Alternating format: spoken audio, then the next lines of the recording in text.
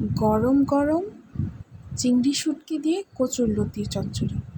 ব্যাপারটা লোভনীয় না? হ্যালো এভরিওয়ান, আসসালামু আলাইকুম।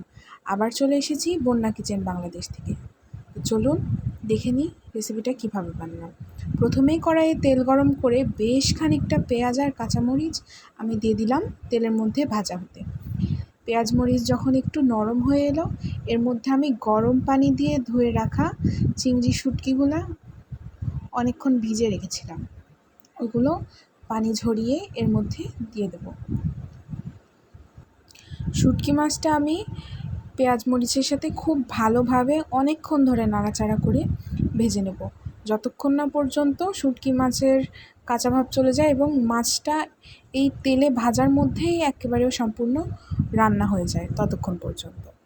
এরপরে দিয়ে দিচ্ছি বেছে ধুয়ে রাখা কচুরলতিগুলো, আর সাথে দিয়ে দিচ্ছি স্বাদমতো লবণ, 1 চা চামচ হলুদ, আর জিরা, সরিষা আর রসুন একসাথে বেটে নিয়েছিলাম। সেই মিশ্রণটা এর মধ্যে দিয়ে খুব ভালোভাবে নেড়েচেড়ে এটাকে কষিয়ে নেব। অনেকক্ষণ এরকমভাবে কষিয়ে নেওয়ার পরে এর মধ্যে আমি এখন দিয়ে দিব পানি।